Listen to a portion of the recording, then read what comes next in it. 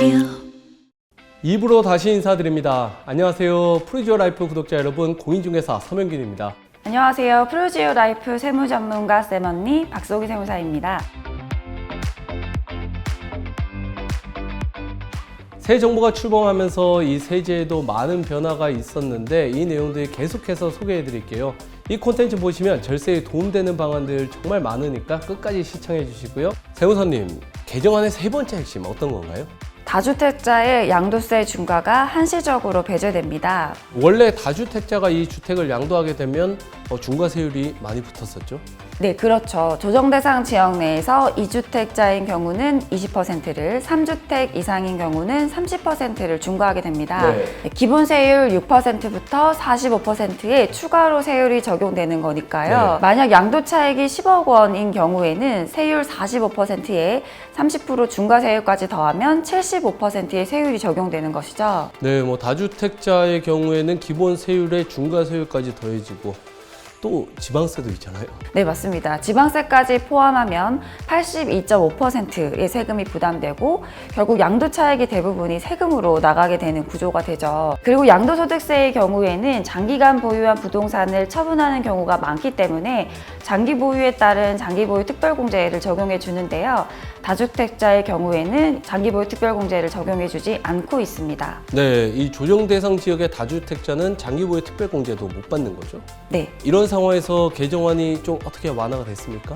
네, 조정 대상 지역 내에서 2년 이상 보유한 주택을 양도하는 경우 2022년 5월 10일부터 2023년 5월 9일까지 양도세 중과세를 배제하고 장기 보유 특별공제도 적용해주게 됩니다. 네, 다주택자도 6에서 45%의 기본 세율은 당연히 적용하고 20~30%의 이 중과세율은 배제한다는 거죠? 네, 맞습니다. 그럼 또 장특공을 받게 된다면 또 이게 기간에 따라서 좀 퍼센티지가 다르잖아요. 네, 맞습니다. 장기보유 특별공제의 경우 3년 이상 보유한 경우 매년 2%씩 공제를 적용해서 네. 최대 15년 30%를 적용해주게 되는데요. 만약 15년 이상 보유하고 양도 차익이 10억 원이라면 어떻게 계산해야 되죠? 네, 장기보유 특별공제는 30%를 받게 되는 거죠. 네, 30%라면 3억.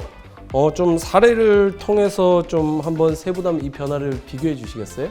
2주택자인 정대우 씨가 10년간 보유한 부동산의 양도차익이 5억 원인 경우 현행 세법에서는 양도세가 2억 7,310만 원이지만 개정 후에는 1억 3,360만 원으로 1억 3,950만 원이 줄어듭니다.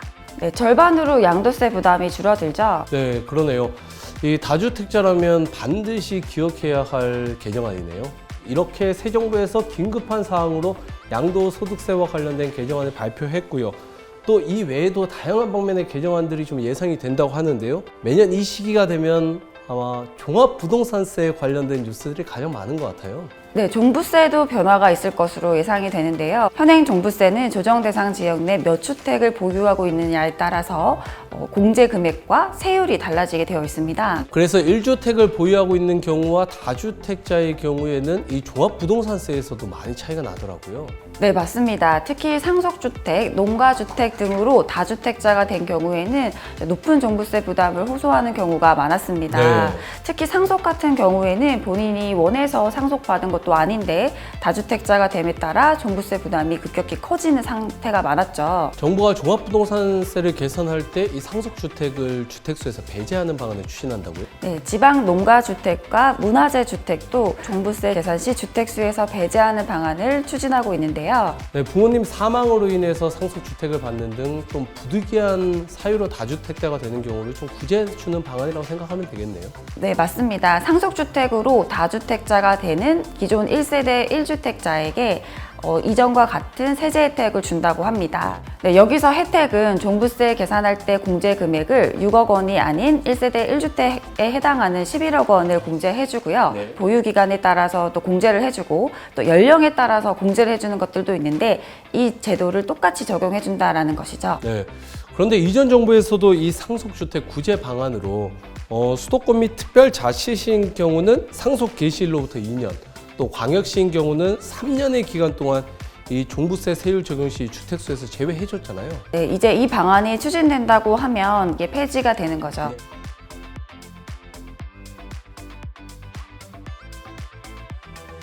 추가적으로 1주택자가 농어촌 주택 1주택을 추가로 보유한 경우에도 1세대 1주택을 그대로 유지해주는 것으로 추진하고 있습니다. 조정 대상 지역 이 도시 1주택자가 농어촌 주택을 하나 더 구매하더라도 다주택자로 보지 않겠다는 말이네요.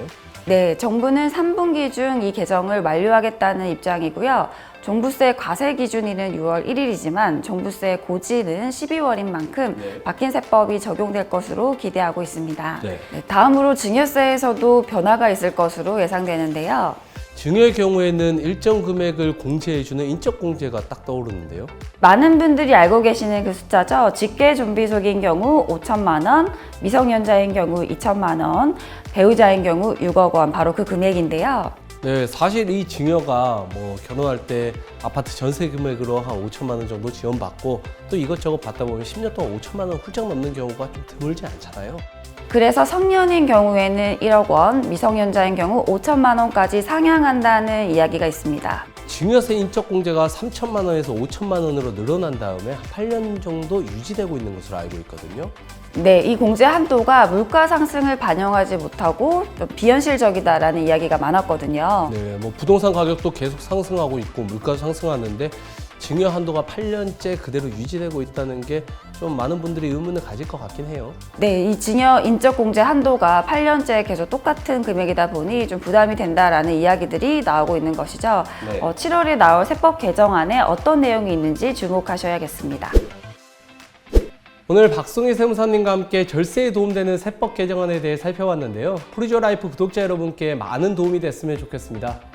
오늘 영상도 시청해 주셔서 감사합니다. 앞으로도 세법 개정으로 절세할 수 있는 꿀팁이 생기면 프루지오 라이프에서 바로바로 전달 드릴 테니까요. 꼭 구독하셔서 좋은 정보를 얻어가셨으면 좋겠습니다. 네, 그럼 다음 시간에 뵙겠습니다. 감사합니다. 감사합니다.